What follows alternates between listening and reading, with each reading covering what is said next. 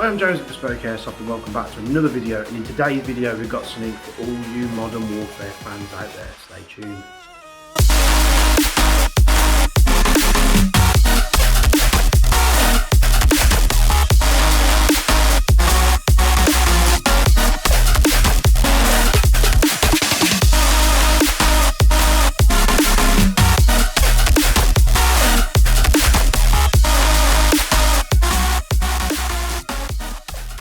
So it comes in a pretty nondescript box here, but let's open this up. And as I pull this out, it'll be very apparent what it is, which is the Modify PP-2K. So as you'll see, your PP-2K will come to you in this very nice carrying case. You've got a Modify PP-2K on the front there, just in case you get confused. Not that you would. Let's open this up for you. Got a couple of latches on the front here, and as you open it up, you've actually got pick and pluck style foam on the bottom here. This might be hard to show you without making the PP-2K slide off onto the floor. But you've got pick and pluck foam here, you've got eggshell on the top. If you remove the eggshell, you've got your patches, then you've got some stickers in there, you've also got the Allen key for adjusting the hop. You've got one small gas magazine and the PP-2K itself. Let's take this out and have a look. So here we have the Modify PP-2K. Look at that. If you're a Russian fan, you'll love this. If you're a Modern Warfare fan, you'll love this. But for those that don't know, it's a Russian-made subcompact machine gun, or SMG.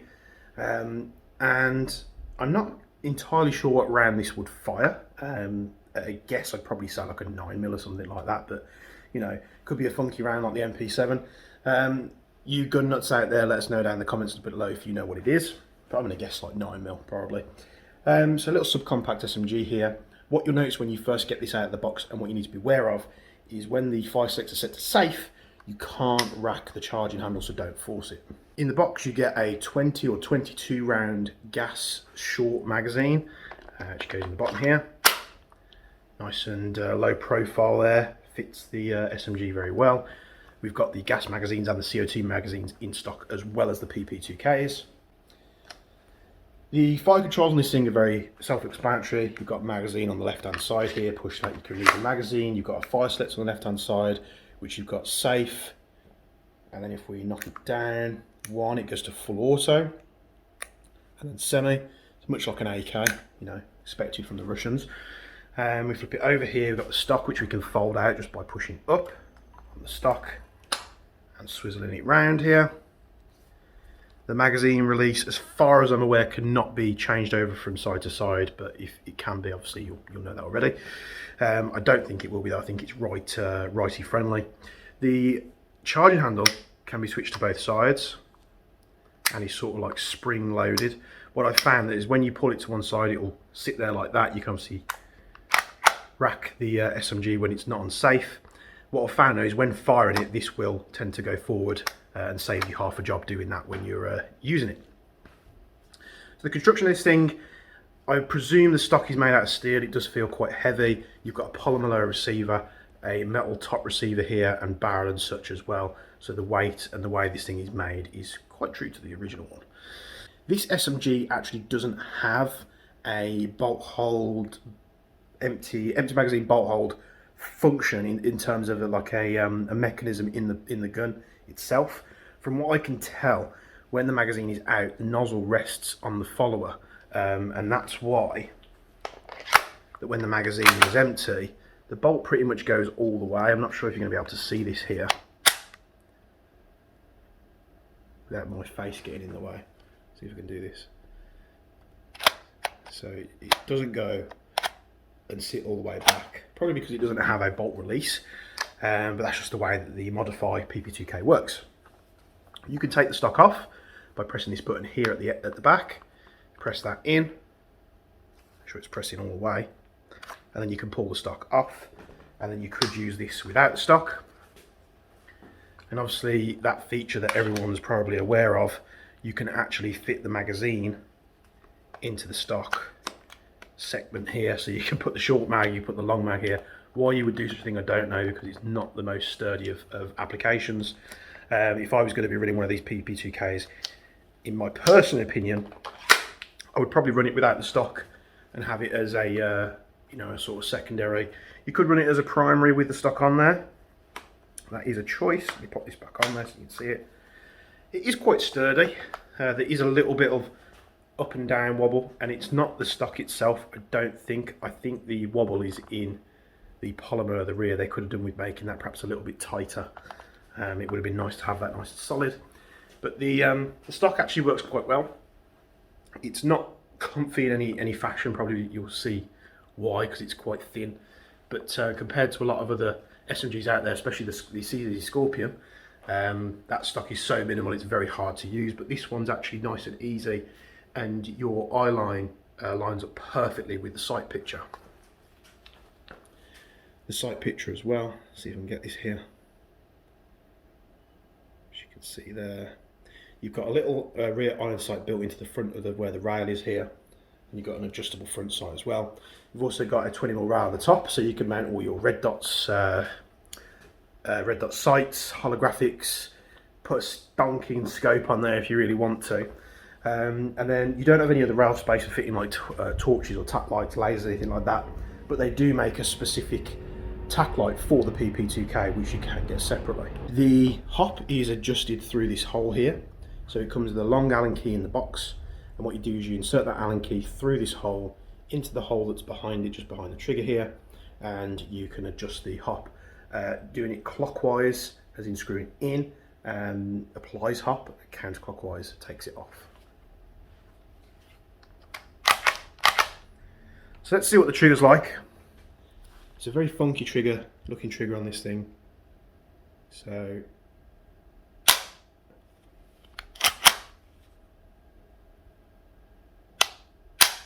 oof. Now the first take up, so there's a lot of take up that's pretty unpredictable. You do feel a bit of resistance as well. So it's quite hard to tell where the brake's going to be.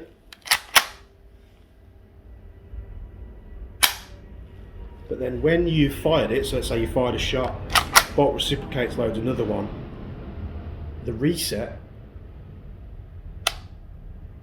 puts you perfectly on the brake. There is no movement whatsoever.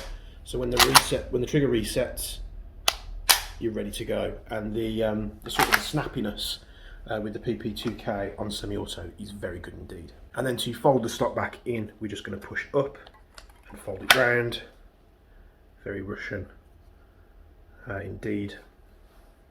The selector actually only uses two markings, so you've got the white marking for safe, and then you've got the marking for fully automatic, which is 3 dots, and then all you're doing is you're pushing it down one more and it blocks the front 2 dots, which makes it semi-auto. It's on safe, no PP. But no more delay, let's get to shooting this thing, because you know, myself, I've looked at reviews out there. I've tried to see what people are up to. I'll touch more on that in a moment after I've done the usual stuff. But there wasn't much out there in terms of how the gun shoots at longer distances. So let's get straight into the accuracy and the chrono test.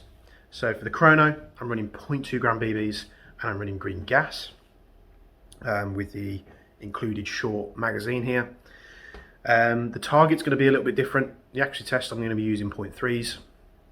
So we'll see how well the hop works, we'll see where it's set and see if it needs adjusting. The target that I'm going to be using is actually a steel target that I had, which I've switched out with the cardboard just because you don't want to keep taping cardboard up. Although it was quite a decent size, let's get a metal one so we get that audible, especially at long distance, slap when the BBs are hitting it.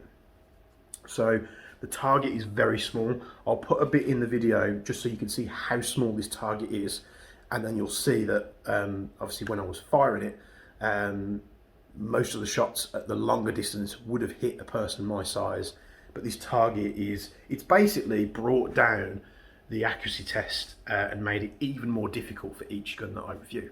So let's get the chrono test, let's get to the accuracy test. We'll show you on camera. I'm going to show you a bit of the gun outside in the outside light, see if you can see anything, and I'll show you how to adjust the hop, and I'll be back on camera to talk about what I found.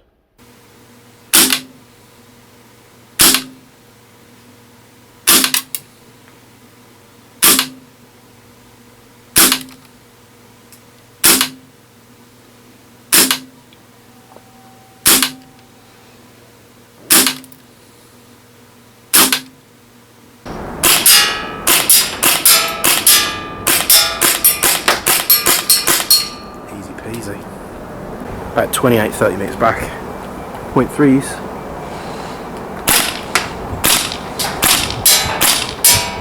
Go for a headshot. Oh, there we go. Right, I'm as far back as I can physically go. We're at roughly somewhere between 38 and 40 metres. Using .3s. That target is very small, smaller than a child in terms of size comparison. Not that that's a comparison that I want to make. And we'll see how it does. The magazine is getting cold now because I've put about 3 or 4 magazines through it. So let's see how it does. Semi-auto. What I will say is this alleyway / driveway loading area acts kind of like a wind tunnel, and the wind is coming straight towards me, so we might get a bit of sort of S-curving with the BBs, but let's see. Change the hop if I need to. Let me just switch sides.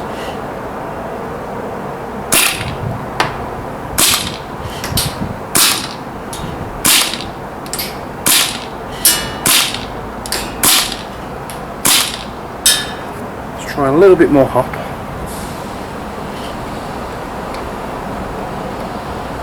This gun is fresh out the case. And not to adjust hop yet, so I'm just putting a little bit more on because we are using .3s. That was a headshot.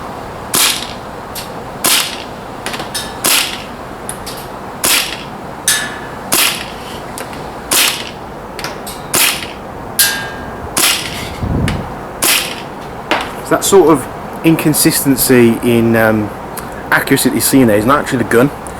It's the flow of air coming through this alleyway, and it's sort of shifting left to right, which is why it's a bit difficult to predict where to aim. Alright, so a man size like the normal target that we use, the cardboard one that's just smaller than man size, I reckon I'd hit that pretty much 80% of the time then. This target is much smaller. I'll take a walk down there just so you can see now, and you'll see how much smaller this target is than my body size, very big. But I'll do that now and then we'll get back in the showroom.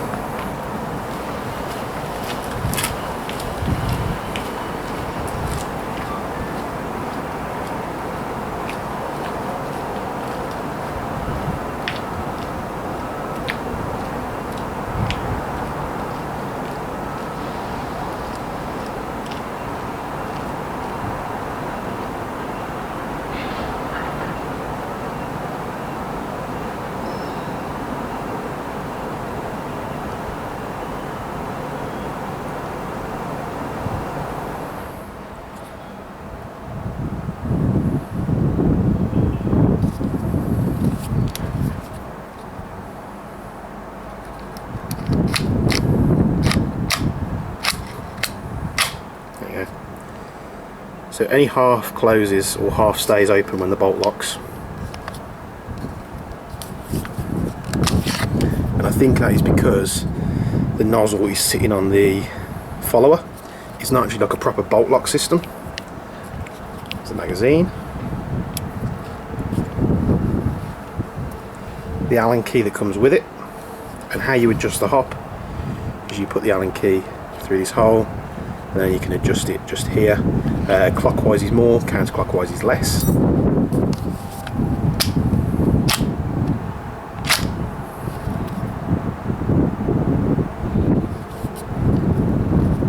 So we put the stock here.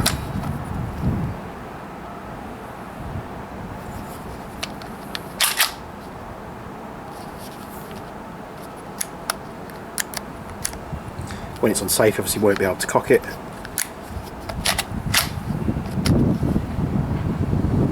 Go. Let's get back in the showroom. So not too shabby there on the FPS. I was using the green gas mag. I didn't use a CO2 mag, but in our testing we have found they're pretty much similar. The CO2 mag is a little, well, say it is, it's a lot harder to refill compared to the gas, just putting a bottle on there and charging the gas mag. The CO2 is a little bit more long-winded. Me personally, I'll be using the gas mags just because there's no benefit there It is a bit warmer today, so it's not like we're going to benefit from the cold weather using the CO2, so I thought I'll just use a gas mag, see how we get on. This is only like a 22 round magazine, so it's not like the big stonking 50 rounder. So yeah, nice FPS readout. Some are a little bit higher, some are a little bit lower, just, you know, a few variations. Then we got the accuracy test. Now, as you see in the accuracy test, the area that I usually use was blocked with pallets. So the target was brought roughly, best guess, about 3 meters forward. So I've kind of counted that into the accuracy test, so you'll see the figures are kind of approximated, but near enough the usual distance. So 15 meters, not a problem at all. Back, headshots, easy. 30 meters, dialing it in. What I will say, and what I did say in the video, is that the side of the building acts like a wind tunnel, and all the air is coming straight towards you down that wind tunnel. It's turbulent air as well. We are next to Heathrow, so a lot of planes flying over tend to get more turbulent air here. So the odds are stacked against it compared to a nice calm day. So at the longer distances, you will see a bit of variation, but just bear in mind that's not the gun's fault. That's just the shooting conditions that we had. So 50 meters, 30-ish, 28, 30 meters, did absolutely fine. Just trying to dial it in. A few little S curves in the flight path due to shooting conditions. And then I went and filled the magazine up again. Bear in mind, at this point the magazine is getting quite cold because I keep gassing up the same mag. So I was on mag 3 or 4, can't quite remember. So I brought it back to 40 meters, and I was able to hit the target, 38, 40 meters away. The hop up did respond very well. What I will say is you could probably go higher than a 3 if you wanted to. I didn't have anything higher in terms of weight, available to me at the time when I was doing the test. So again, I only have about 5-10 minutes with these things. So I would probably cheekily try a 0.4 just to help with the adverse weather conditions, but it doesn't really make it fair compared to everything else that we test on the channel. But more than good enough. I was hitting the target, and then I showed you, how small that target is, and if it was a person my size compared to the gun here, you're going to be hitting it very, very easily. So I was a bit apprehensive about, sort of reviewing this thing. I'd noticed a few, big YouTube channels out there, personalities review this thing and sort of kind of rip it to shreds a little bit, and I was kind of like, oh god. I think it was Jet did one, and he was having problems with the magazines, and I honestly think he wasn't quite filling the gas magazines up all the way, or it was just a bad day. I don't really know. I'm not, halfway around the world, can't really tell you. So I was a bit, in the mind thinking, oh, this gun is not going to be very efficient, and I was proven otherwise. So full auto, it didn't really like that on the day. It could be because I put a few mags through it, but full auto just wasn't usable when I tested it. I don't know if that's this one. It's only one out of so many that we've had delivered, but it actually did turn out to be quite efficient. So I was up to almost getting like a mag and a half, 2 mags out of one fill. Just regular green gas. You could use higher power gas if you wanted to. Propane, you're probably going to be doing a lot better with something like this. So I was actually delightfully surprised at the efficiency of this. It was much better than what I expected it to be. It just goes to show you, don't trust every video that you see. Look at a few and see what the average consensus is. It might be that some of these reviewers were sent a retail sample, who knows. So I don't have the information. But yeah, this is a very cool looking SMG. If you like your Russian stuff, in your hand it kind of feels like an MP7. It's not quite as wide at the top here, but at the bottom it definitely feels MP7-ish, depending on which brand MP7 that you have. The charger handle's nice. It's nice and easy to get to. Its shoulder's nice. As you find it, this will knock forward like that. Me personally, I would probably find a way to fixture this in place, because I'd always like to have it on the left hand side just so it's nice and easy to find. Last thing I want to do is be fumbling around trying to do that. I'd rather have it fixed in place. I'm sure that could be easily achieved with just blocking this up maybe. So it seemed to perform quite well. Again, having a bit more time with this, setting the hop for the BBs that you're using, not firing it in a extreme wind tunnel in Heathrow's flight path might help as well. But for the price, I think it's actually really good. The stock is a bit wobbly. What I would probably do is you could quite easily shim this out. There's a bit of a gap at the bottom here. I'd use some shim stock and just shim that out so it's nice, and probably force it in so it's nice and tight and it's not going anywhere. I'm not too sure how this takes down. I don't really want to start pulling it apart until I've had some more time with it, or we get a little bit more familiar with the platform. But we've got these in stock. We've also got them available to buy in two-tone if you wanted to. We've got the CO2 and gas short magazines. We don't have the long magazines in just yet, but we will do. We'll also have the accessories coming for them as well. But I've had great fun with this. As always, SMGs are an absolute blast to shoot. What SMG, gas SMG, should we review next? MP9? MP7? Let us know down in the comments below. I'll try and get one tested, see how it does. But this is the modified PP-2K. I hope you've enjoyed this video, as long-winded as it is. I've had some fun with this. If you like the look of the platform and you're a PP-2K fan back from the days of Modern Warfare, I can't remember which one it was, Modern Warfare 2 maybe, dual wielding these suckers on an online multiplayer match was great fun. But if you pick one of these up from us, you're going to love it to bits, and I hope you do. bespokeairsoft.co.uk. I'll put a link in the information box down below, and I'll see you in the next video. What should we review next if it's not an SMG? Let us know down in the comments below. We've got the custom AAP01 of mine to review. I might record that tomorrow. The day of filming this, it's Wednesday here, so I've got the custom Geyser DMR that I built out of a Marui MTR. That's a really nice build. It would absolutely dominate that target at 40 meters. We can sling .45s out to 80 meters with that thing and beyond.